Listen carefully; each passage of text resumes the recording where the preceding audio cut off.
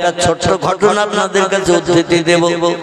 The old Indian হিস্ট্রিতে লিপিবদ্ধ ইংরেজ সাহিত্যিক ডক্টর পি হুড লিখেছে, আর এই যুগের বর্তমানে ভারতীয় জনতা পার্টির দলের নেতারা, ভারতীয় জনতা পার্টির দলের নেতারা ইংরেজিতে যাদের বিজেপি বলা হয়, এরা বর্তমানে বাবরের নামে যে কুৎসা মোবাইলে রটাচ্ছে, কানে আঙুল দিতে হয়, চোখ বন্ধ করতে হয়।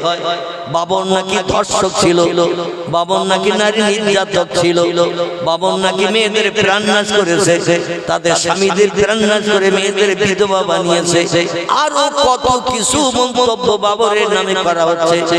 বলে অন্য কোন লোকের নামে মসজিদ করা হোক আপত্তি নাই, কিন্তু বাবর একজন ধর্ষক, বাবর একজন চরিত্রহীন, বাবর একজন প্রাণনাশক, বহু হিন্দুর প্রাণনাশ করেছে এই দেশে, দেশ দখল করতে এসে, যার কারণে তার নামে মসজিদ হোক, এটা আমরা হতে দেব।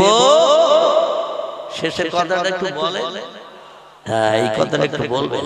বাংলাদেশের লোকেরা বলে ওটা হুজুরিরা বলতে হয়, কিন্তু আমাদের দেশে ওই নিয়ম চালু নেই, আমাদের দেশে ওই নিয়ম চালু নেই।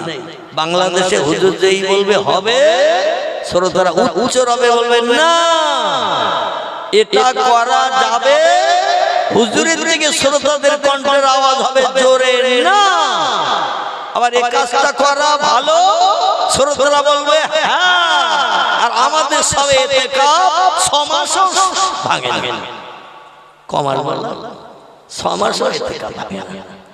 জলসা 80 সাল নতুন বউ হয়ে কি বলবো, এই নতুন বউ যে বাপের বাড়িতে প্রথম দিন আসে, লোকজন দেখতে আসলে ও কি ফটফট কথা বলে বলে, ও বলে 2-4 দিন যাক, সেখানে একটু মাটির তলায় চালাই, তারপর যখন টানবা ঘুরতে পারবে না, তখন বুঝবো আমি চুপ করে থাকা বান্ধা কিনা, চুপ করে থাকা বান্ধি কিনা। আমি 2-4 দিন একটু ধৈর্য ধরিয়ে গালে পানি রেখে দিছি, পানি, এখন কথা বলতে গেলে পানি বেরিয়ে যাবে, তোর দিন নষ্ট হবে, নতুন বিয়ে হয়েছে তাই গালে পানি নিয়ে এখন তোমাদের কথাগুলো হজম করতেছে।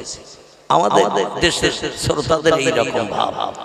বাংলাদেশে ওয়াজ করতে গেলে সত্যি আমাদের খুব ভালো লাগে, কলিজা ঠান্ডা। 2 ঘন্টার জায়গায় 2.5 ঘন্টা বলতে কোনো কষ্ট হয় না, কারণ ওরা কথা বার করে নেয়, আর আমাদের দেশে কখন ছাড়বে তা আবার ঠান্ডা, কখন ছাড়বে তা আবারও ঠান্ডা হয়ে যাচ্ছে, পাওয়া যাবে না। আর শীতের রাতে বসে থাকা সম্ভব না, উশি বসি করে। আল্লাহু আকবার। তবে গাজীতলার মাঠের লোক এখনো নড়াচড়া করবি দেখতেছে, সব চুপ করে বসে আছে। শেষ পর্যন্ত যেন আল্লাহ থাকা তৌফিক দান করে। সকলে বলুন আমিন, একটু জোরে বলুন আমিন। লেখকের নাম ডক্টর পি হুড, যার কথা বলছিলাম, তিনি বলছেন আমি যেটা জানি সেটা বিবদ্ধ করছি, বাস্তবে দেখেছি তাই। বাবর একজন সেনাপতি পাঠিয়ে দিলেন, কিন্তু সৈন্য দিয়ে নিজে আসে নাই। আর বাবরের নামে যত বদনাম পুনাম, বর্তমান ভারতবর্ষের তৃণমূল সরকারের বিরোধী দলনেতা যিনি, নাম আর তার বলবো না, কারণ আমি এসব রাজনীতির বক্তব্য পছন্দ করি না। তো আজকের একটুখানি মনে এলো তাই 2-4টে কথা, বেশি দেব না। বর্তমান সরকারের বিরোধী দলনেতা যিনি, বাবরের নামে এত উল্টো পাল্টা মন্তব্য বক্তব্য রেখেছে, যার কারণে বলতে চাইছে ওই নামে কেন মসজিদ হবে, ওই নামে মসজিদ করতে আমরা দেব না। আগামীতে যদি সরকার ওদের হাতে যায়, আমার ধারণা যে জেসিবি গাড়ি দিয়ে ভাঙার দরকার হলো ভেঙে দেবে ভাই, কারণ ওদের হাতে এখন সরকারি নেতৃত্ব নাই। যদি অ্যাডভান্স বলে ফেলছি আমি কথাটা, ওদের হাতে এখন সরকার নাই, যার কারণে এখন ফুটো জগন্নাথ সেজে রয়েছে। কিন্তু যেই সরকার ওদের হাতে যাবে, আমার ধারণার কথা বলছি, যে হুমকি ধামকি দিচ্ছে, যে মন্তব্য করছে, প্রয়োজন হলে জেসিবি গাড়ি নিয়ে যাবে, আর জয় শ্রীরামের ধ্বনি দিতে দিতে মুর্শিদাবাদের বেলডাঙ্গা উজাড় করে জমিন হয়তো রক্তে লাল করে দেবে। জোরে বলুন একটু নাউজুবিল্লাহ। উভয় দল যদি শক্তপোক্ত হয়, উভয় দল যদি শক্তপোক্ত হয়, তা সেখানে রক্তের বন্যা বইবে না, বইবে না। মুর্শিদাবাদ জেলার মুসলমানদের শতকরা 75%, 70%। মুর্শিদাবাদ জেলায় মুসলমানদের সংখ্যা শতকরা 70 মতান্তরে 75%। অন্য ধর্মাবলম্বীদের পার্সেন্ট হলো শতকরা 25 থেকে 30। যারা 3 ভাগের 1 ভাগ মুসলমান, 3 ভাগ, এরা কি ওই মসজিদ ভাঙতে গেলে ওরা কি জোরে রোগীর মতো শুয়ে থাকবে নাকি? এই জন্য আমি কথাটা বললাম, বেয়াদবি নেবেন না। এ কথা আবার কতদূর যাবে তাও জানি না। আমি এতদিন পর্যন্ত কথা বলি নাই, তবে যদি তাদের হাতে সরকারি ক্ষমতা যায়, এই বাবরের নামের মসজিদ তারা রাখতে চাইবে না, কারণ অন্য নামে মসজিদ হোক আপত্তি নাই। আর ওই নামে মসজিদ হয়েছে বলে লক্ষ লক্ষ কোটি কোটি টাকা মুসলমানের আনন্দ করে দান করছে। ওদের গায়ে গাত্রদাহ জ্বলছে, জ্বালা চলছে, ঘুম হচ্ছে না, কারণ মুসলমানের এত টাকা কেন ওই নামে দান করছে? ও বিরোধী দলনেতা, তুমি কি জানো না বাবর আসলে মিথ্যুক ছিল না, বাবর ধর্ষক ছিল না, বাবর প্রাণনাশক ছিল না। তিনি আসেননি যুদ্ধ করতে, যুদ্ধ করতে ছিল তার প্রধান সেনাপতি, নাম ছিল তার মীর মোহাম্মদ বাকি। কি নাম বললাম? মীর মোহাম্মদ বাকি তার নাম। এই লোকটি শুধু 5 ওয়াক্ত নামাজি ছিল না, এ রাতের বেলা ঘুম কামাই করে বিবি বাচ্চা দুর্ভিক্ষের স্থানে ফেলে রেখে এসেছিল। বিবি বাচ্চার সঙ্গে আনে নাই, বিবির পাশে রাতের বেলা ঘুমায়নি, বিছান সজ্জায় শয়ন করে গোবর সাপের মতো নাক দিয়ে ফসফস করে আওয়াজ তুলিনি। রাতের বেলা তাহাজ্জুদের নামাজ পড়তে আর বলতো, আল্লাহ অল্প কিছু সেনা এনেছি উজবেকিস্তানের ফরগানা থেকে, আর আমরা এসেছি পানিপথে নৌকা যোগে, লঞ্চ যোগে। আর যে দেশের রাজ সিংহাসন দখল করতে এসেছি, সে দেশের জনগণ সব ড্যাঙায় বাস করে জমিনে, আর আমরা এসেছি সব পানিপথে। পানিপথে ড্যাঙায় যারা থাকে আর পানিতে যারা থাকে শক্তি পায় বেশি কারা? ডাঙায় যারা থাকে এরা তো শক্তি পায় বেশি, যখন তখন যে কোনো দিকে যে আক্রমণ করতে পারবে না। আর পানিতে যারা থাকে ওই পানি ছাড়া তো অন্য দিকে ওরা যেতে পারবে না। আর সাগর তো এইরকম কুকুরের মতো চতুর্দিকে করা নাই। সাগর একটা এদিক ওদিকে লম্বা, এদিক ওদিকে লম্বা। ঠিক বললাম না ভুল বললাম? সাগর লম্বা হয় পূর্ব পশ্চিমে, নইলে উত্তর দক্ষিণে, এইরকম লম্বা হয়ে থাকে। পুকুরের মতো এইরকম গোলাকার নয়, যার কারণে যে কোনো দিকে যুদ্ধ করার সুযোগ নাই। আল্লাহর কাছে হাত তুলে রাতের গভীরে সারাকাত তাহাজ্জুদের নামাজ আদায় করে তিনি আল্লাহর ডেকে বলতেন, আল্লাহ আমরা ইমানদার মুমিন মুসলমান সংখ্যায় নগণ্য, তবে বদরের যুদ্ধে মুসলমানদের সৈন্য ছিল 313, উহুদের যুদ্ধে মুসলমানদের সৈন্য ছিল 1000, মুতার যুদ্ধে মুসলমানদের সৈন্য ছিল 6000। এমন করে আরো যুদ্ধ যেগুলো ছিল, তবুকের যুদ্ধ ছিল, মুসলমানদের সৈন্য ছিল 8000। কিন্তু মুসলমানরা যুদ্ধ করে লক্ষ লক্ষ সেনাদের সঙ্গে মোকাবেলা করে 23টা যুদ্ধে একটা না জয়ী হয়েছে। জোরে বলুন একটু সুবহানাল্লাহ, নারায়ে তাকবীর। ইতিহাসে আছে না নাই মুসলমানদের যুদ্ধের কথা? ইতিহাসে আছে না নাই? আমি বলবো ওদের একটু মুসলমানদের হাদিস শরীফ আলগা করে পড়ো। মুসলমানরা ওই জনগণ বেশি নিয়ে যুদ্ধ করতে যায় না, ওদের অন্তরে একটা যন্ত্র মেশিন আছে, এর নাম কি বলেন তো? না হয় না, অন্তরে একটা মেশিন আছে, যন্ত্র আছে। এই মেশিনটার নাম হলো ঈমান মেশিন। কি মেশিন? ঈমান। ঈমান শব্দটি হলো আরবি ভাষা, এর বাংলা অর্থ হলো না দেখে খোদা বিশ্বাস করা। কি বিশ্বাস করা? না দেখে প্রভুকে বিশ্বাস করা। আল্লাহর শক্তি সব শক্তি থেকে বেশি না কম? একমত সবাই? আল্লাহ বলেন, ইন্নাল্লাহ আলা কুল্লি শাইইন কাদির, সব শক্তির ঊর্ধ্বে হলাম আমি। আমার মতো ক্ষমতা অতীতে কারো ছিল না, বর্তমানে কারো নাই, ভবিষ্যতে কারো হবে না না না, আমার উপরে যদি বিশ্বাস পাকাপাকি করে নিতে পারো, সোনা গালিয়ে দেখবেন যখন পাকা করে 24 ক্যারেট হয়। কত ক্যারেট বললাম? 24 ক্যারেট হয়। আবার 24 ক্যারেট সোনা নিয়ে যখন গহনা করে ও 22 ক্যারেট 21 ক্যারেট গহনা বানায়। ঠিক বললাম না ভুল বললাম? যদি আপনারা না জানেন, যারা সোনা গালিয়ে গহনা করে ওদের একটু জিজ্ঞাসা করে দেখবেন। পাকা সোনা হলো 24 ক্যারেট, এর ভিতরে কোনো খাদ নেই, পাকা দোলা সোনা। আর যখন ওই দোলা সোনা গালিয়ে গহনা করে ওতে একটু খাদ ঢুকিতে হয়, কারণ শুধু সোনায় গহনা করলে গহনা হবে না। এই জন্য ওতে একটু ভেজাল ঢুকতে হয়, না ঢুকলে দুমড়ানো যাবে না, দুই মুখ এক জায়গায় করে জোড়া দেওয়া যাবে না, কারণ ও জোড়া খাবে। আমার ভাইরা, এই পাকা সোনা ছিল পয়গম্বর মুহাম্মদ রাসূলুল্লাহ সাহাবীরা। জোরে বল ভাই, মোবাইলটা বন্ধ কর তো। কার মোবাইল হ্যাঁ করতেছে কেন? কার মোবাইল হ্যাঁ করতে বন্ধ কর। আমার ভাইরা, বিশ্ব নবীর সাহাবীরা হিজরতের 8 সালে নবীজির সঙ্গে মক্কা শরীফে বিদায় হজ করতে এসেছিলেন 1,25,000-এর মতো। কত বললাম? 1,25,000-এর মতো মুসলমান নবীজির সঙ্গে বিদায় হজ করতে যাচ্ছিল আরাফাতের মাঠে। আল্লাহ নবী বিদায় হজ করে ইন্তেকাল করেছিলেন। সাহাবী যারা ছিল পাক্কা মুসলমান, এদের নিয়ে আবু বকর সিদ্দিক, ওমর ফারুক, ওসমান গনি, আলী মুর্তজা, এরা পরস্পর ওদের নিয়ে পৃথিবীর বিভিন্ন দেশ দখল করেছে।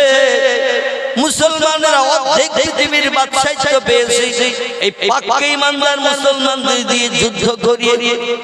আগে প্রথম দাওয়াত দিয়েছে তাদের কাছে, আল্লাহ দুনিয়ায় বাস করবে, আল্লাহ নেয়ামত পাবে, আল্লাহর অনুদান বিবি বাচ্চা নিয়ে আল্লাহ জমিনের সংসার জীবনের সুখ ভোগ করবে। আর আল্লাহর মান্যতা দেবে না, স্রষ্টারে পূর্ব বলে মানবে না, স্রষ্টার কাছে মাথা নত করবে না। এটা যারা করত না তাদের কাছে মুসলমানরা প্রথম কালেমার দাওয়াত দিতে এসেছিল। লা ইলাহা ইল্লাল্লাহু মুহাম্মাদুর রাসূলুল্লাহ। নবীজি তার জামানায় সাহাবীদের এইভাবে কলেমার দাওয়াত মিশরে পাঠিয়েছেন, সিরিয়ায় পাঠিয়েছেন, কুফায় পাঠিয়েছেন, বসরায় পাঠিয়েছেন, ইরাকে পাঠিয়েছেন, ইরানে পাঠিয়েছেন, দামেস্কে পাঠিয়েছেন, জর্ডানে পাঠিয়েছেন, তুরস্কে পাঠিয়েছেন, বিভিন্ন দেশে আল্লাহ নবী সাহাবীদের দিয়ে চিঠি পাঠিয়েছেন। আল্লাহ দুনিয়ায় বাস করছো, আল্লাহ নেয়ামত খাচ্ছো, আল্লাহর অনুদান বিবি বাচ্চা নিয়ে সংসার জীবনে সুখ ভোগ করছো, আল্লাহ জমিনে চাষবাস করে ফসল উৎপন্ন করে জীবন ধারণ করছো। যে আল্লাহ এত কিছু বানিয়ে দিয়েছে তোমাদের কল্যাণের জন্য, সে আল্লাহর কাছে একটু সেজদায় পতিত হয়ে মাথা নত করো। যারা চিঠিগুলো ছিঁড়ে পায়ের তলায় দবিয়ে মারিয়ে চিঠির মর্যাদা নষ্ট করে দিল, নবীজির নামের একটা স্টাম্প লাগানো ছিল মুহাম্মাদুর রাসূলুল্লাহ। প্রতিটি চিঠির পৃষ্ঠায় স্কুলে হেডমাস্টার যেমন একটা দরখাস্তে সই করে দিলে স্টাম্প দেয় না, দেয় তো নাকি? স্টাম্পবিহীন যদি সই থাকে, ও সইটা কোনো জায়গায় গ্যারান্টেড করবে না, সই নকল হলেও হতে পারে, ঠিক কি না? এই জন্য কোথা থেকে এনেছো চিঠি, কে দিয়েছে, তার নাম ঠিকানা, কোন স্কুলের নাম ঠিকানা, হেডমাস্টার কে অ্যাসিস্ট্যান্ট হেডমাস্টার, তার কোনো সিল চিহ্ন নাই, কেউ মেনে নিতে চাইবে না। আল্লাহর পয়গম্বর মুহাম্মদ রাসূলুল্লাহ সাল্লাল্লাহু আলাইহি ওয়াসাল্লাম লিখতে জানতেন না, পড়তে জানতেন না, তিনি কোনো সাহিত্য রচনা করতে পারতেন না, কোনো কবিতা লিখতে জানতেন না, কিন্তু তিনি কথা বলতে পারতেন উচ্চ মর্যাদা সম্পন্ন ভাষায়। জোরে বলুন একটু সুবহানাল্লাহ। এক কথায় ভারতের সাহিত্য সম্রাট বঙ্কিমচন্দ্রের নাম ইতিহাসে লেখা হয়েছে। বড় হাডি হাডি ভাষা তার বইতে লেখা আছে। পড়েছেন আনন্দমঠ? কে কে পড়েছেন একটু হাত তুলে তুলে দেখি। আল্লাহু আকবার। এই বই না পড়লে ভাষা শিখতে পারবে না কেউ। মানে বাংলা ভাষার মধ্যে কত দামি দামি হাডি হাডি শব্দ আছে, এই সাহিত্যিক বঙ্কিমচন্দ্র চট্টোপাধ্যায় তার আনন্দমঠের ভিতরে লিপিবদ্ধ করেছে। সময় সুযোগ পেলে বইটা কিনবেন, একটু চোখে দেখবেন, পড়বেন। বাংলা ভাষার কত সাহিত্য ধর্মী রয়েছে। তো পয়গম্বর মুহাম্মদ রাসূলুল্লাহ স্কুলে যায়নি, কলেজ চোখে দেখেনি, বিশ্ববিদ্যালয়ের চৌকাঠ পার হয়নি, খাতা কলমের নাম লিখতে পারতেন না, বই দিলে পড়তে পারতেন না। কিন্তু আল্লাহ আসমানি জ্ঞান যদি তারে দেয়, তাহলে আর পড়াশোনার দরকার হয় বলে মনে হয়, আর দরকার আছে বলে মনে হয়। এমন এমন ভাষা নবী বলে দিতেন। নবী শুধু ভাষা বলে দিতেন না, তিনজন লেখক কাতেব তারা চিঠি লিখত। কজন নাম বলেন তো তিনজনের? এই তিনজন মানুষ চিঠি দিয়ে ভাষায় লিখতেন, নবী ভাষাটা বলে দিতেন। তারা নিজেরা ভাষা তৈরি করে লিখত না, নবী যেটা লিখতে বলতেন তারা সেই ভাষাগুলো লিখত। কেন?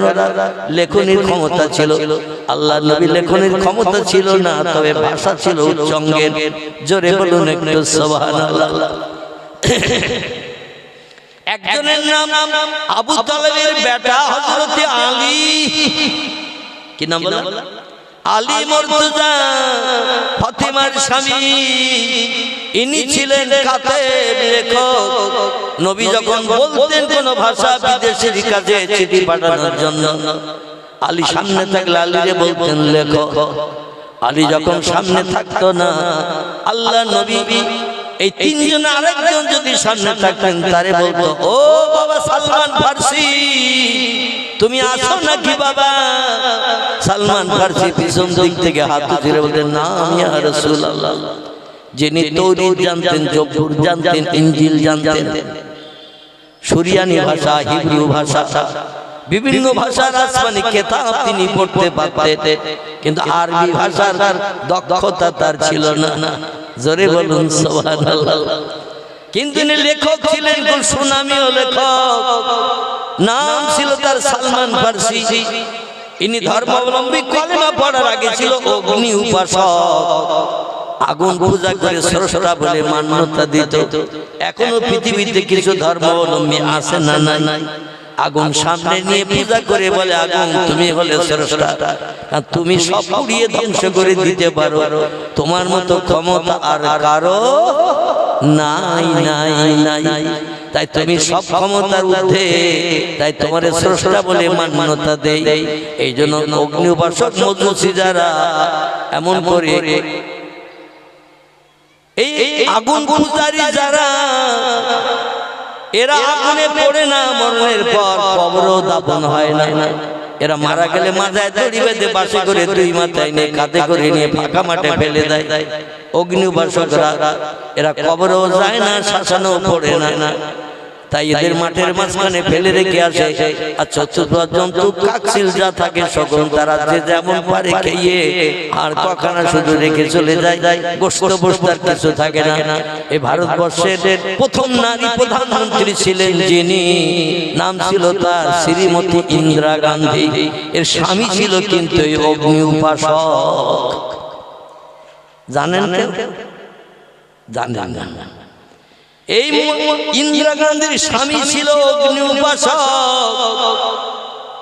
এর স্বামীর নাম ছিল ফিরোজ। ফিরোজ নামটা মুসলিম নাম না? ফিরোজ, ফিরোজ নাম।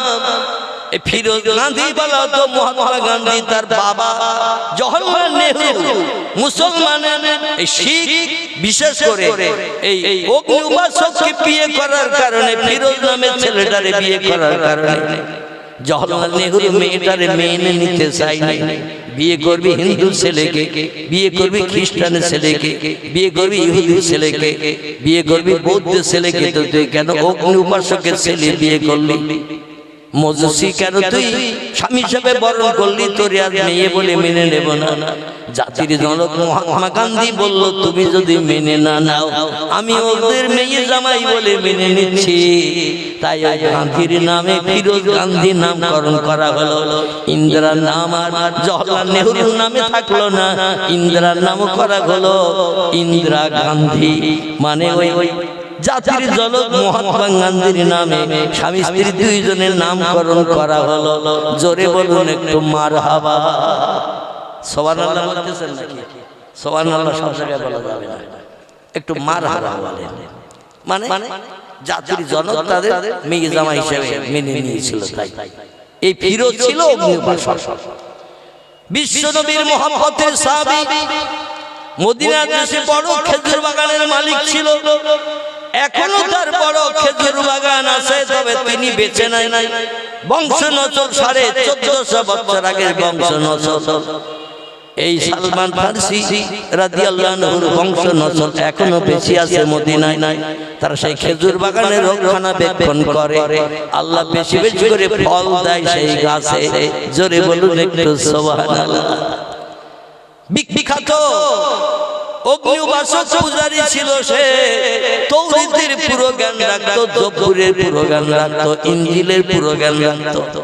তবে তিনটি কিতাব এসেছে আখিরি জামানার পয়গম্বরের নাম তার ওমা মুহাম্মাদুন ইল্লা রাসূলুন। আল্লাহ কোরআনের 22 পারা সূরা আহজাবে নাম কোট করেছে, আমি মুহাম্মদ নামধারী একজন ব্যক্তিকে রাসূল করে, প্রফেট করে, মেসেঞ্জার করে, পথ প্রদর্শক, বার্তাবাহক, শান্তির অগ্রদূত, রাহমাতুল লিল আলামিন করে, দয়ার সাগর, করুণার আধার করে বিশ্ববাসীর মুখে হাসি ফুটানোর জন্য সর্বশেষ একজন মহামানব পৃথিবীতে পাঠালাম। তার নাম দিয়ে দিলাম মুহাম্মদ।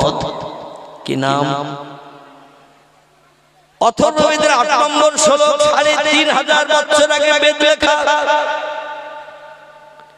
মুনি ঋষি ব্যাসদেব 3500 বছর আগে জঙ্গলে তপস্যা করে, সিদ্ধি সাধনা করে, ইলহামের মাধ্যম দিয়ে যে তত্ত্ব বেদে, সেগুলো বেদের পৃষ্ঠায় লেখা। আমরা যারে বলি ওহি, হিন্দু ভাইরা তারে বলে ইলহাম। কি বলে? আমরাও তারে ইলহাম বলি। ওরা বলে আসমানি গায়বী আওয়াজ। স্রষ্টার তরফ থেকে স্রষ্টার উপাসনা করেছে। অধিকাংশ ধর্মীয় যাজকেরা তারা মাটির তৈরি প্রতিমার কাছে মাথা নত কোনোদিন করেনি। ঢোল তাবলা হারমোনিয়াম নিয়ে কোনোদিন পূজা করতে কোনো প্রতিমারে মুনি ঋষিরা যায়নি। হিন্দু ধর্মের বিবদ্ধ আছে স্রষ্টা তিনি, যার কোনো আকার নাই।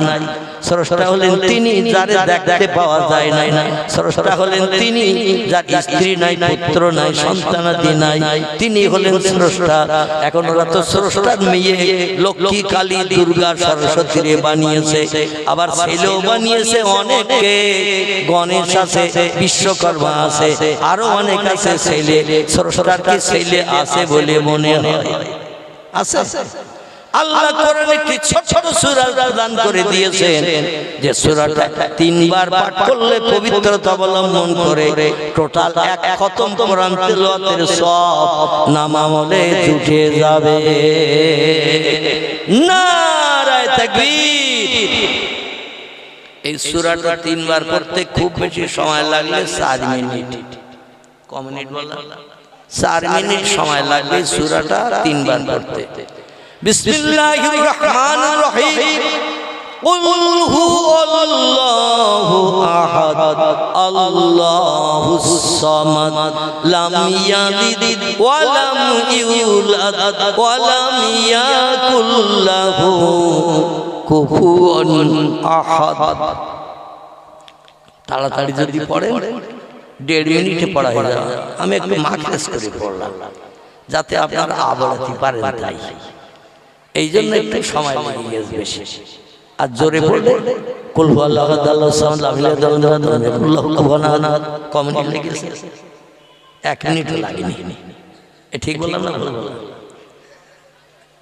এই সূরাটা 3 বার যদি কোনো ব্যক্তি পবিত্রতা অবলম্বন করে পাঠ করে, 1 খতম কোরআন তেলাওয়াতের সওয়াব আল্লাহ তার নাম আমলে লিপিবদ্ধ করেন। জোরে বলুন একটু সুবহানাল্লাহ। এই সূরা আল্লাহ তার পরিচয় দিচ্ছেন, আমার সম্পর্কে তোমরা কোনো ধ্যান ধারণা করে ছেলে মেয়ে যেন বানিও না, আমার বউ কারো বানিও না, আমার মা কারো বানিও না, বাচ্চা কাচ্চা কারো বানিও না। সূরাটার মানে মতলব একটু শোনো আর জানো, কিন্তু জীবনে মানে জানার চিন্তা নেই, জীবনে পড়তেও চাই নেই। শুধু ছোট সূরা পড়লে 1 রাকাত নামাজ হয়। তাই কুল হুয়াল্লাহু আল্লাহু আকবার। সুবহানা রাব্বিল আযীম, সুবহানা রাব্বিল আযীম, সুবহানা রাব্বিল আযীম, সামি আল্লাহু লিমান হামিদা, আল্লাহু আকবার। সুবহানা রাব্বিল আলা, সুবহানা রাব্বিল আলা, সুবহানা রাব্বিল আল্লাহু আকবার। আচ্ছা আয়াতের মানে কি জীবনে জানার চেষ্টা করেছিস? কোন ব্যক্তি যদি মানে মতলব জেনে পড়ে সব কি ওইরকম হবে না একটু বেশি হবে? 10 গুণ থেকে 70 থেকে 700 গুণের সব আল্লাহ মানে জেলে পড়লে আপনার নাম আমলে থলিতে শ্রীবৃদ্ধি করে লিপিবদ্ধ করে দেবে। নারায়ে তাকবীর। আল্লাহ বলেন কুল, আরবিতে ছোট কাপ দিয়ে কুল মানে হলো খাও। কুল মানে কি? ছোট কাপ দিয়ে কুল, কাপ দুটো, একটা ছোট কাপ আর একটা ছোটর উপরে কি বড়। একটা কাপ হলো ছোট যার নোকতা টোকতা কিছু নাই, আর একটা কাপ হলো বড় কাপ এর মাথায় দুটো নোকতা আছে না একটা। পরে ওটা হাত দেন নিতে নোকতা কটা বলবেন কি করে? ঠিক কথাটা বলবেন। যদি বলেন একটা তাহলে কাপ হবে না, ফে হবে। কি হবে? কাপ আর ফে অক্ষর দুটি একই রকম মেকার দেখতে, কিন্তু ফের মাথায় নোকতা কটা? একটা। আর বড় কাপের মাথায় নোকতা দুটা। কাপ দিয়ে কালগুন মানে হলো পুকুর, ছোট কাপ দিয়ে কালগুন মানে হলো পুকুর, বড় কাপ দিয়ে কলগুন মানে হলো আত্মা প্রাণ।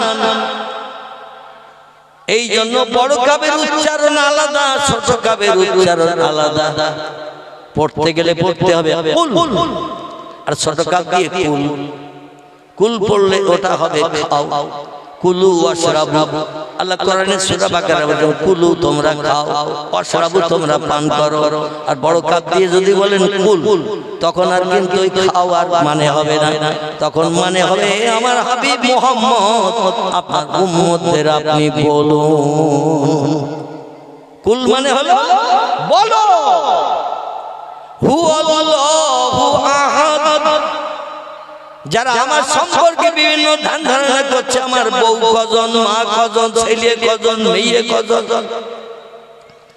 জেনারেশন সূত্রে তো পৃথিবীতে এইভাবে মানুষ বেঁচে আছে, মারা যাচ্ছে, বেঁচে আছে, পরস্পর চলছে। এইরকম জেনারেশন কিন্তু তোমাদের মতো আমার নাই। জোরে বলুন সুবহান। আমি অতীতে ছিলাম একা, বর্তমানে আছি একা, ভবিষ্যতেও থাকবো একা। আমার মা কোনদিন তোমাদের মার মতো মরবে না, আমার বাপ কোনদিন তোমাদের বাপের মতো মরবে না, আমার দাদা কোনদিন অতীতে মরে নাই, দাদি কোনদিন মরে নাই। আসলে ছিলই না তো মরবে কে? বুঝতে পারছেন? ছিলই না তা মরবে কে? আপনি বলে দিন আপনার উম্মতদের যারা এই কাবা শরীফের ভিতরে 360টা মাটি পাথরের প্রতিমা সাজিয়ে রেখেছে, 22 হাত লম্বা, 22 হাত আড়, 22 হাত উঁচু, একটা চতুর্কোণা বিশিষ্ট বড় ঘর। আমাদের ঘর করা হয় কহাত। কথা বলেন তাড়াতাড়ি। কহাত ঘর করা হয় লম্বা কহাত। ফুটে জিজ্ঞাসা করলে বললেন 12 ফুট। কি ঠিক বললাম? 12 ফুট লম্বা। আর ক ফুট বলে? 11 ফুট 10 ফুট আর। যদি বলে হাত, তাহলে বলতে হাত জোর করতে হবে।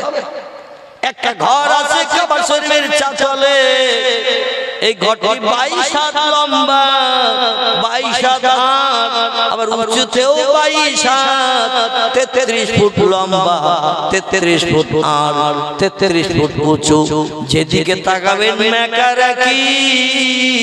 এই ঘরটির নাম হলো কাবা বাইতুল্লাহ।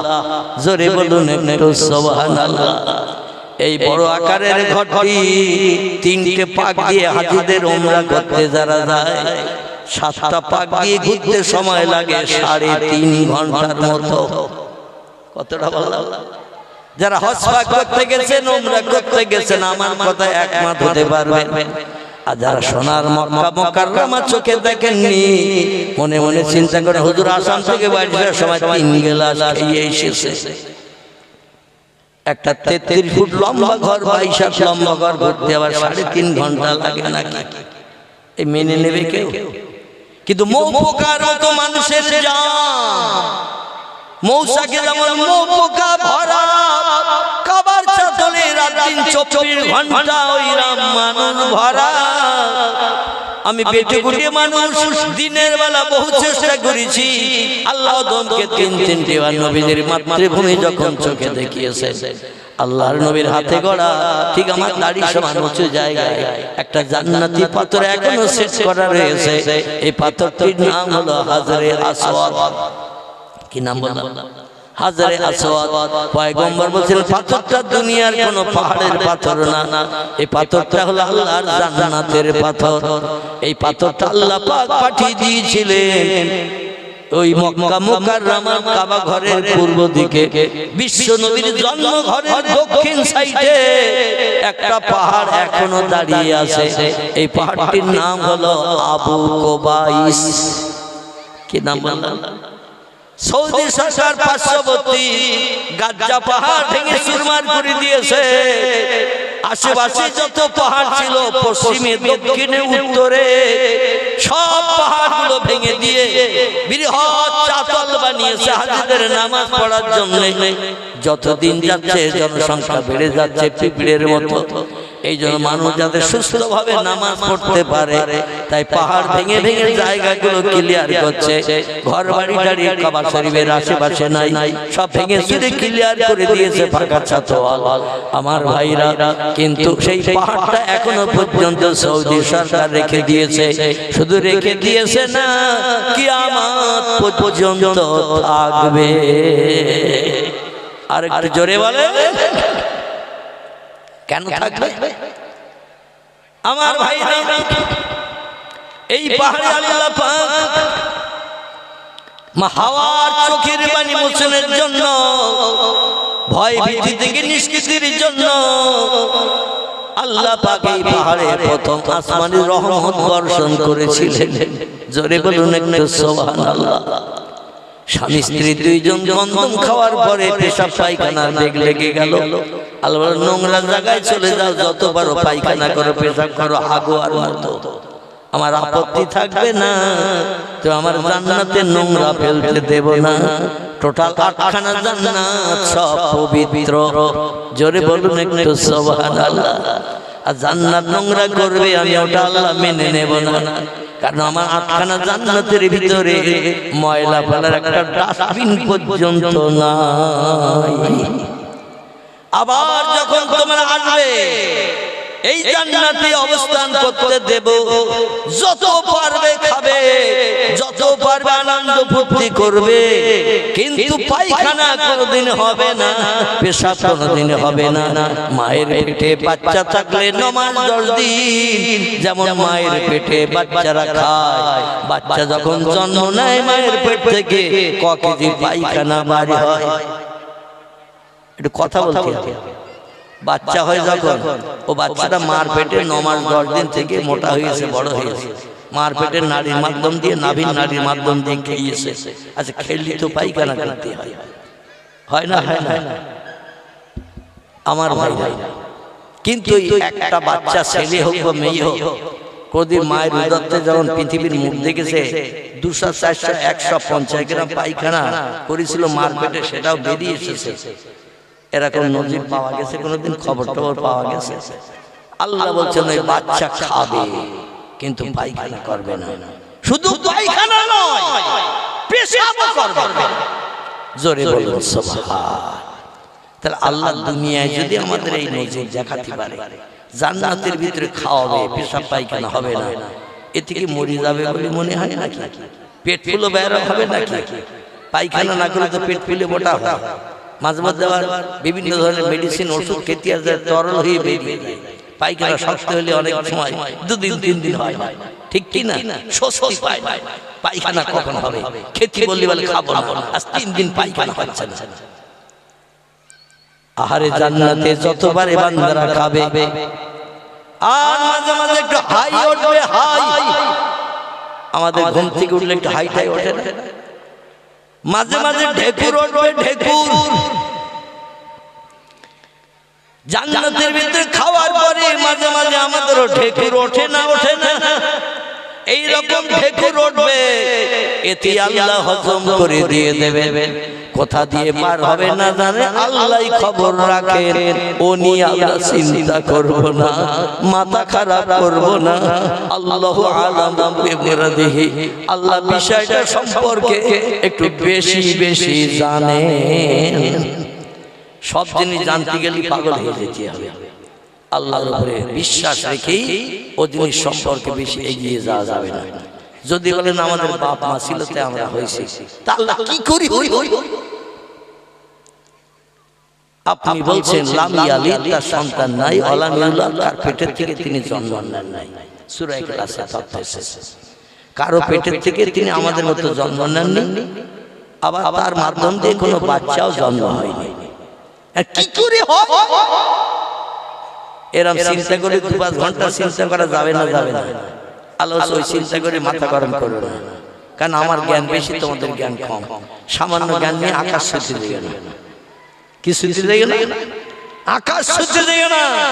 বুড়ো হয়ে মরে যাবে, তাও আকাশের ধারে পাশে হাত লাগাতে পারবে না। ঠিক না ভুল? এই যুগের বিজ্ঞানীরা হাজার চেষ্টা করে, রকেট, স্পুটনিক, অ্যাপোলো এইরকম কত উপগ্রহ যন্ত্র বানিয়েও এখন আকাশ খুঁজে পায় না। কিয়ামত পর্যন্ত পাবে পাবে বলে মনে হয়। খোদার কসম, ভবিষ্যৎ জেনারেশন এই যে মোবাইলে আজকের এই তথ্যটা উঠছে, আমি খোদার কসম খেয়ে বললাম বিজ্ঞান ভবিষ্যতে আরো উন্নত হবে। আমি আপনি কবরে চলে যাব, মাটির সঙ্গে মিশে যাব, আর কখনো হয়তো 2-10 হাজার বছর যদি আল্লাহ কিয়ামত না করে তাও মাটির সঙ্গে মিশে যেতে পারে। কিন্তু বিজ্ঞানীর ঠাকুর দাদার বাপ আসলো, নাতি নাতপুর ভবিষ্যৎ আসলো, আকাশে হাত লাগাতে পারবে? আকাশ কোথায় আছে খুঁজে পাবে? খোদার কসম পাবে না, কারণ মানুষ সব জানতে পারবে না। আল্লাহ হচ্ছে সব যদি তোমরা জেনে নাও, আমার তো আর নেবা। ঠিক বললাম? সব যদি তোমরা জেনে নাও, আমার তো আর নেবা না। বলবে সব মাল পেয়ে গেছে, ওনার আর দরকার নেই। এটা মানুষ মাঝে মাঝে চিন্তা ভাবনা করে। কারো কাছ থেকে যা নেওয়া নিয়ে নেয়, নিয়ে বলে কাজ ঠিক আছে, আর ওনার সঙ্গে বন্ধুত্ব রাখার দরকার নাই। এরকম বলে না, বলে না, বলে না, বলে না। আর ওনার দরকার নেই, যা মাল নেওয়া সব নিয়ে ফেলেছি, ভালোবাসা মহব্বত প্রেম দিয়ে ধোঁকা দিয়ে সব কাজ আদায় করে দিয়েছি, আর বন্ধুত্ব রাখার দরকার নেই। আল্লাহ বলছেন কিয়ামত পর্যন্ত চেষ্টা করলো, মায়ের পেটের বাচ্চা আলেম হবে না হাফেজ হবে, চোর হবে না গুন্ডা হবে, দস্যু হবে না ডাকাত হবে, অন্ধ হবে না চক্ষুষ্মান হবে। এটা আমি জানি, তোমরা জানো না। জোরে বলবো সুবহানাল্লাহ। কবে পশ্চিম দিক দিয়ে সূর্য ডগডগ করে ভোরবেলা গাছের মাথা দিয়ে উঠবে, কিয়ামত চেষ্টা করেও তত্ত্ব দিতে পারবে না। ওটা আল্লাহ আমি জানি। জোরে বলুন একটু সুবহানাল্লাহ। আমি কবে হাসরের মাঠ তৈরি করব, তামাম পৃথিবীর সব দেশের মানুষকে এক জায়গায় করব, এদিন আমি জানি, তোমরা জানো না। জোরে বলে সুবহানাল্লাহ। আমার ভাইরা, মানুষ এই জন্য সব জানতে পারবে না, আকাশ খুঁজে পাবে না। আসুন আমি যেখানে ছেড়ে এসেছি সেখানে চলে যাই, একটু মহব্বতে দরুদ শরীফ। আল্লাহুম্মা সাল্লি আলা মাওলানা মুহাম্মদ ওয়া আলা আলি সাইয়্যিদিনা মাওলানা মুহাম্মদ। জান্নাতের ভিতরে পেশাব পায়খানা লেগে গেল, ছোটাছুটি করতে থাকলো স্বামী স্ত্রী দুইজন। ছোটাছুটির কোনো প্রয়োজন দরকার হতো না, গন্ধম খাওয়ার কারণে পায়খানা পেশাবের বেগ লেগে গেল। আল্লাহরে বলেন, আল্লাহ জায়গা দেখিয়ে দাও, আর ধৈর্য ধরতে পারছি না। আমার সার পায়খানা লাগলে মাথার চুল পড়া মতো ভাব হয় না, হয় না। ওদের ওই রকম মাথার চুল পড়া মতো ভাব হলো। আল্লাহ বলেন, যা নামিয়ে দিচ্ছে একটা নোংরা জায়গায়, নোংরা জায়গায় একটা বানিয়ে রেখেছি অতীতে, নোংরা জায়গাটার নাম হলো আলামে দুনিয়া। জোরে বলুন একটু সুবহানাল্লাহ। তাই দুনিয়া যদি নোংরা জায়গা হয়, তাহলে জান্নাত, এই পৃথিবীর নোংরা জায়গা আমাদের কাছে এখন ভালো না খারাপ? এই পৃথিবী আমাদের কাছে এখন ভালো না খারাপ? খারাপ। তাহলে ভালো জায়গাটা দেখি ঘর বাঁধে। এই দুনিয়ার মায়া কেউ ছাড়তে চায় না, খারাপ যদি হতো অন্য জায়গায় ভালো জায়গা কাজে সেখানে ঘর বানানোর চিন্তা করতো। পৃথিবীতে যত দেশ 256টির মতো দেশ, এর ভিতরে কিছু দেশ আছে উন্নত দেশ, Japan, German, England, Holland, Italy, Brazil, এরকম নামি দামি দেশ আছে। এই সমস্ত দেশ খুব সুন্দর সৌন্দর্যমণ্ডিত দেশ। দুবাই ভালো দেশ না খারাপ দেশ? সেই দেশে যদি একবার ঘুরতে যায় জীবনে আর বাড়ি আসবে না। বলে রাস্তাঘাট ড্রেনের পাশে শুয়ে থাকবে, তাও থাকবো, বাড়ি দিয়ে আর মশার কামড় খাবো না। কত সুন্দর সুন্দর দেশের জমিন পৃথিবীতে আছে। এই দুনিয়ার জমিন যদি আল্লাহর কাছে খারাপ হয় তা জান্নাতটা কত ভালো, একটু চিন্তা করলে মাথা ঘুরে যাবে ভাই। জোরে বলুন একটু সুবহানাল্লাহ। আল্লাহ বলেন পৃথিবীতে যাও, খুব সংক্ষেপ করে বলি, পৃথিবীতে যাও, যত পারো পেশাব পায়খানা করে স্বস্তি পাও। পেশাব পায়খানা সারলো, এবার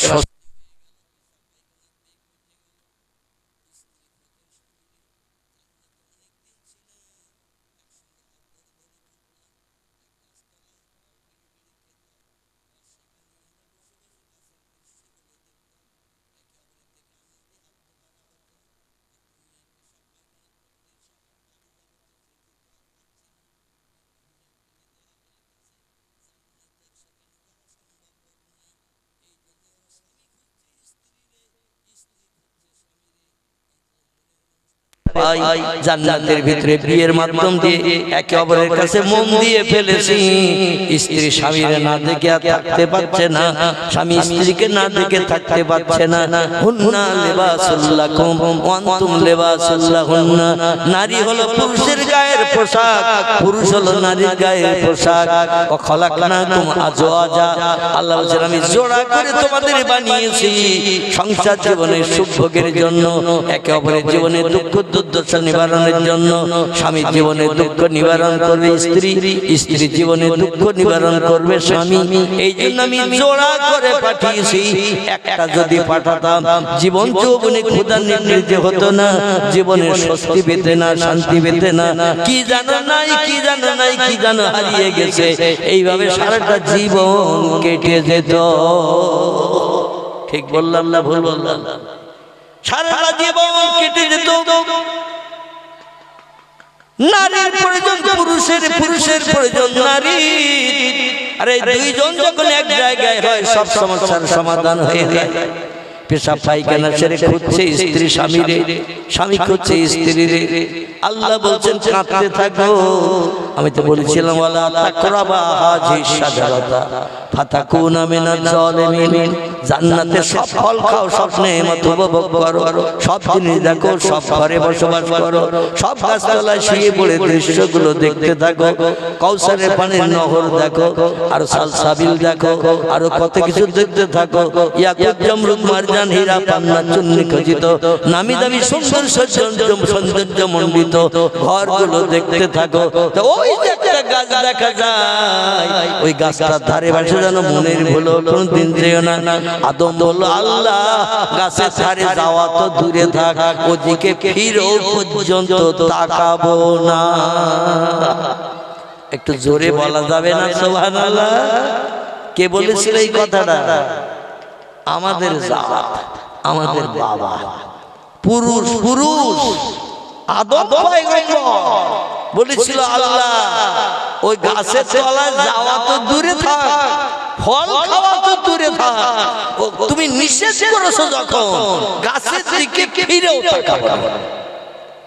বাড়ির মেয়েদের যদি বলে ঘরে সব জায়গায় ঘুরবি, আলমারি খুলবি, আলমারি খুলবি, শোকেস খুলবি, সব খুলবি, তো খাটের তলার ওই দক্ষিণ পশ্চিম কোণের দিকে যেন উঁকি মেরে দেখবি না। স্ত্রীরা যদি বলে সব খুলবি, কম্বল টম্বল যা কিছু আছে সব খুলবি, বার করবি, ব্যবহার করবি, সব তোর জন্য আমি রেখেছি, অসুবিধা নেই। খাটের তলায় ওই দক্ষিণ পশ্চিম কোণের দিকে যেন উঁকি মেরে কোনোদিন ঘোড়ার মতো হামাগুড়ি দিয়ে তাকাবি না। আচ্ছা, স্বামী যদি বাড়ি না থাকে, নতুন হাট খোলায় যদি যায়, ও বউটা সেই সুযোগে হামাগুড়ি দেবে না, দেবে না। ও দক্ষিণ পশ্চিম কোণায় কি রেখেছে ওটা মেয়েরা দেখবে না, দেখবে না। বলে এখন তো বাড়ি নেই, আমি একটু খাটের কাছে নিচে যাই, বলে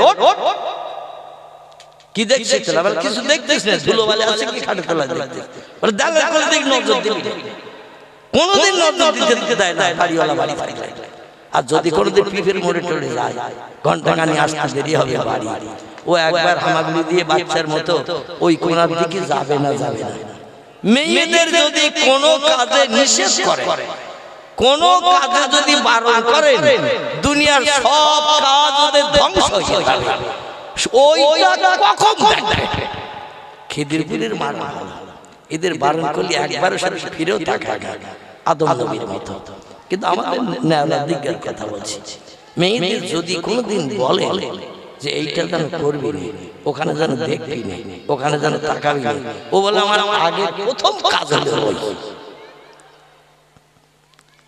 আদম গাছের থেকে ফেরে না তাকায় না গাছতলায় মুঠে যায় না যে গাছের দিকে ফেরে না সেটা যাওয়ার কোনো ব্যাপার হয় না ফেরে না যখন দেখে না যখন মনে ভিতরে যাওয়ার কাজ আসবে না বেকা হাতি আল্লাহ বানালেন হাওয়াকে দেহের হাতের কোণই থেকে পোষা পর্যন্ত হাড় সোজা কোণই থেকে কাঁধ পর্যন্ত হাড় সোজা পায়ের হাঁটু থেকে পায়ের গোছ পর্যন্ত হাড় সোজা গোছের থেকে কোমর পর্যন্ত হাড় পায়ের হাঁটু থেকে কোমর পর্যন্ত হাড় সোজা পিঠে মেরুদণ্ডের হাড় বেঁকা পিঠে মেরুদণ্ডের হাড় ঘুমিয়ে পড়িয়েছেন আপনারা পিঠের মেরুদণ্ডের হাড় সোজা বডিতে হাড় আছে বেঁকা হাড় দুই পাঁজরের হাড় নামি দামি পার্টস গুলো ঢাকা আছে একটু বেঁকা করা এই পাঁজরের হাড় ফুসফুস এটা ওটা দিল কলকাতা প্রাণ বাচ্চা সব এর ভেতরে ঢাকা আছে কিনা উপরে ঘামালে অন্তত এই বেঁকা হাড়ে লাগলে খাঁচায় লাগলে ভেতরে যাতে না লাগে লোকটা দম বন্ধ হয়ে যাতে না মরে যায় আল্লাহ তো একটু বেঁকা হাড় দিয়ে কভারিং করে গেছে পাখির খাঁচার মতো জোরে বলুন সুবহানাল্লাহ আল্লাহ বললেন আদম ঘুরছে ফিরছে বেড়াচ্ছে খাচ্ছে কিন্তু মুখে হাসি দেখা যাচ্ছে না জিবরিল তুমি বলতে পারো এত সুন্দর ভালো মন্দ খাচ্ছে দেখতেছে বেড়াচ্ছে ঘুমোচ্ছে হাসে না কেন জিবরিল বলছে আল্লাহ আমাদের তো কামলোভ দেননি আদমের দেহের ভিতরে কামলোভ দিয়েছে তাই ওই কামলোভ নিবারণের জন্য ও নারী খুঁজে বেড়াচ্ছে জান্নাতের ভিতরে কোনো মেয়ে ছেলে পাচ্ছে না তাই মুখে হাসি ফুটতেছে না আল্লাহ বলেন সাদ্দাকতা ঠিকই বলেছে ওর দেহের ভিতরে কামুকতা দিয়েছে প্রেম জ্বালা দিয়েছে যৌবন দিয়েছে আর যৌবন নিবারণের জন্য একটা নারীর দরকার তাই জান্নাতে ঘুরে ঘুরে বেড়াচ্ছে আর খুঁজতেছে কোন দিকে নারী আছে মেয়ে ছেলে আছে এক কাজ কর আমার জান্নাত তো আমি সুখের জায়গা বানিয়েছি দুঃখের জায়গা বানাইনি আর সুখের জায়গায় অসুখে হয়ে থাকবে আমি আল্লাহ ওটা পছন্দ করি না এই জন্য ও যখন ঘুমিয়ে পড়বে গাছতলায় বেড়াতে বেড়াতে ঘুরতে ঘুরতে যখন ক্লান্ত হয়ে যাবে জান্নাতের ফিরফিরে ঠান্ডা হাওয়ায় যখন ঘুমিয়ে পড়বে নহরের ধারে কৌসারের ধারে তখন ওর বাম পাজরের একটা হাড় বার করে নিবে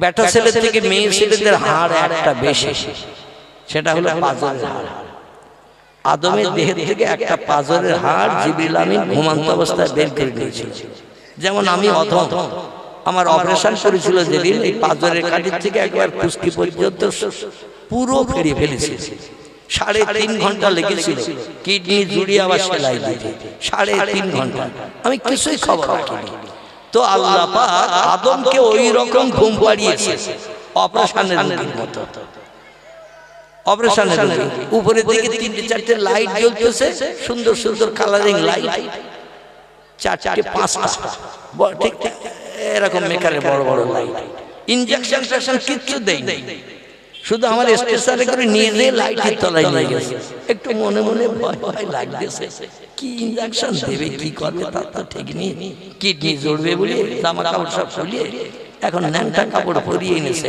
মানে উপরে এক পর্দা তলায় এক পর্দা আর পুরো মাঝখান দিয়ে ফাড়া যাই হোক ওদিকে বক্তব্য রাখার দরকার না যেটা আমি বলছি সেটা হলো এই স্টেশনটা এনে লাইটের তলায় নিয়েছে উপরে লাইট এইরকম একটা ফুলের মতো এরকম মেকার এরিয়া তাতে 5টা বড় বড় লাইটের ফুল রয়েছে এক এক রকম লাইট জ্বলতেছে তা আমি বলি লাইট তো বেশ ভালো দেখাচ্ছে এই দেখতে দেখতে কখন আমার আর খবর নেই ইনজেকশন টেকশন কিচ্ছু দেয়নি এমনি এমনি এমনি বেহুশ হয়ে গেছে 3.5 ঘন্টা পরে বাইরে করেছে তাও পুরো পেট ফেড়িয়েছে একজনের আর পাশে পেট ফেরিয়েছে, তার পেট থেকে কিডনি বার করেছে, আমার পেটে জুড়িয়েছে, আবার এই পেটের চামড়া এক জায়গায় করে 21টা সেলাই দিয়েছে, একেবারে পাঁজরের কাছ থেকে নিয়ে কুস্কি পর্যন্ত সেলাই দিয়ে স্ট্রেচারে তুলে রেখে দিয়েছে। হুঁশ ফিরলে আমার আবার ওই কি এসি নাকি ঘর বলে না, আইসিসি, ওই ঘরের নাম ভালো মনে আসে না, তো ওই ঘরের ভিতরে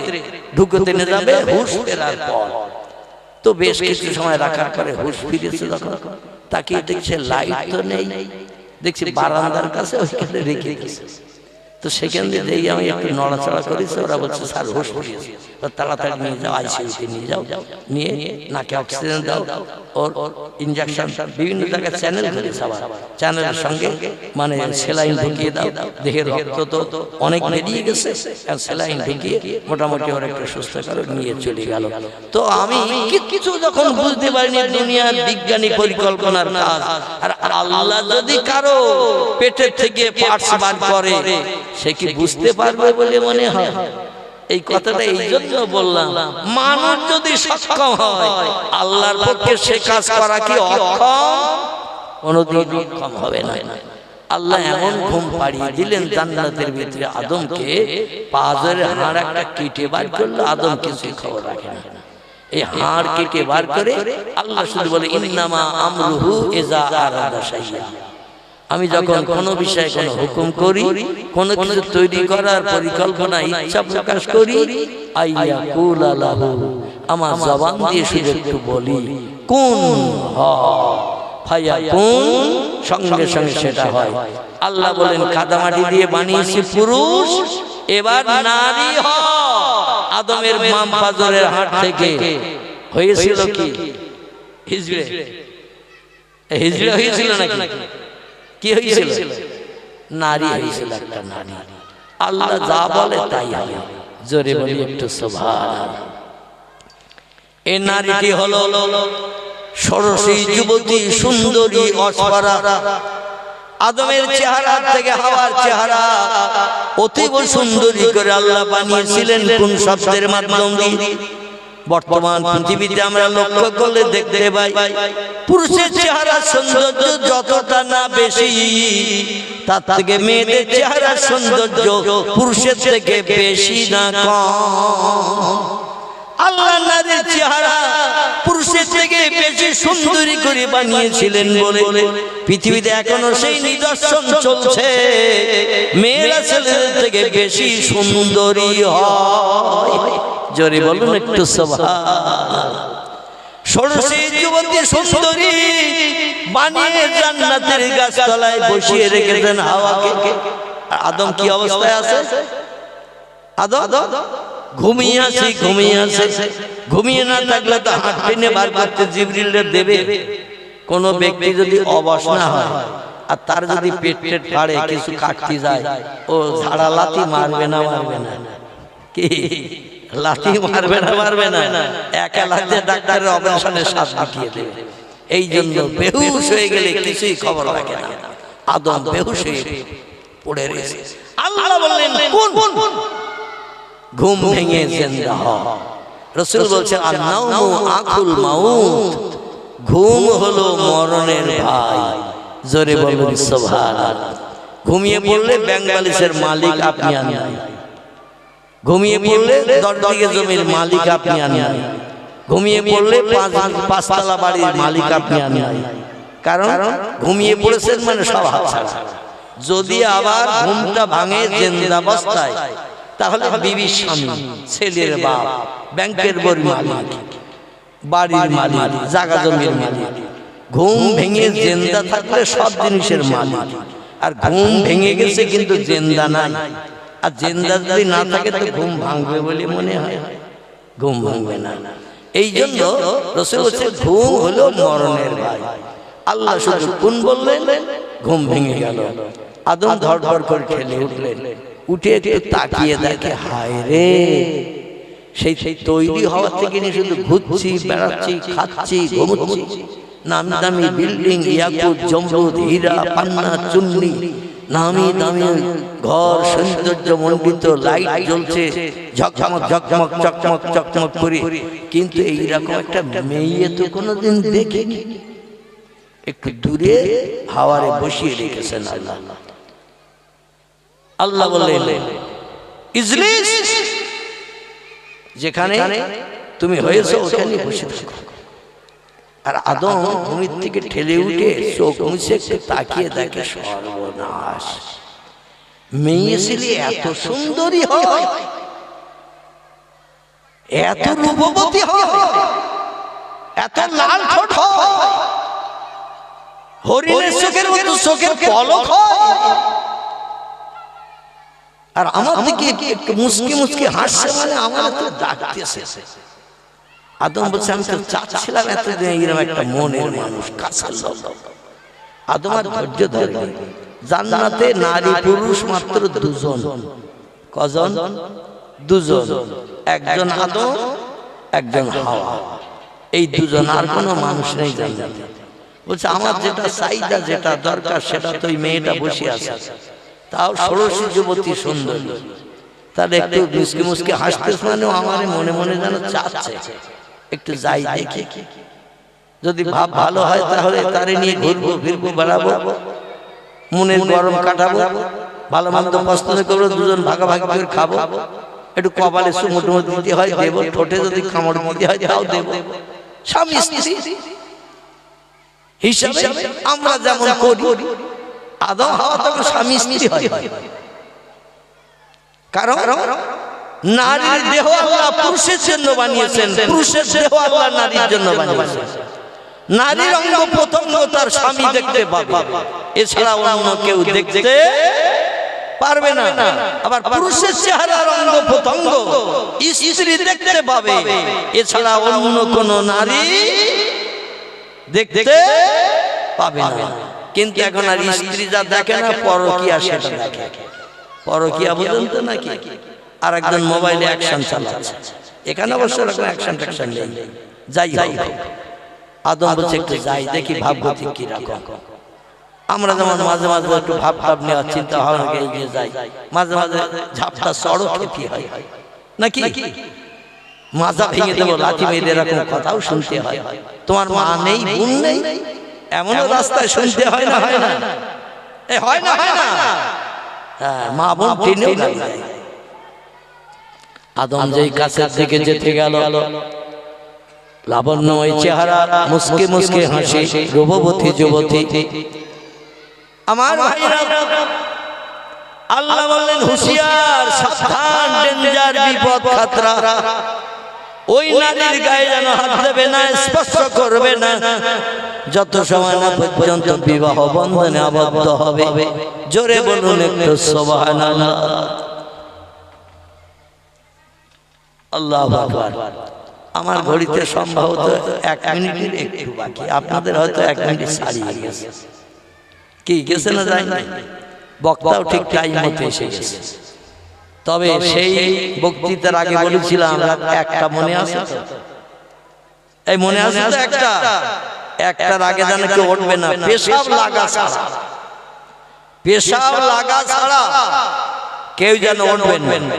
আমি অনুরোধ রাখছি, রেখে আমার বক্তৃতার এখানেই সমাপ্ত করলাম। আবার বোধহয় 3-2 পরে সম্ভবত কারিকার পাড়ার রাস্তার উপরে আছে বোধহয় প্রোগ্রাম একটা, আছে না ওই পাড়ায় আছে বোধহয় মনে হচ্ছে। আবার আসছে আমাদের মসজিদের বাৎসরিক জলসা 22শে অঘ্রাণ, আলিম না শেষ বলা যাবে না, কেন বলে জলসাটা ফার্স্ট হয়ে যাবে না। এই তুমি উঠতেছ কেন? উঠো না, যেখানে যা হয়েছে হোক, তারা সে বিষয়ে চিন্তা ভাবনা করবে। উচ্চ রবে মহব্বতে প্রাণ খুলে দরুদ শরীফ। আল্লাহুম্মা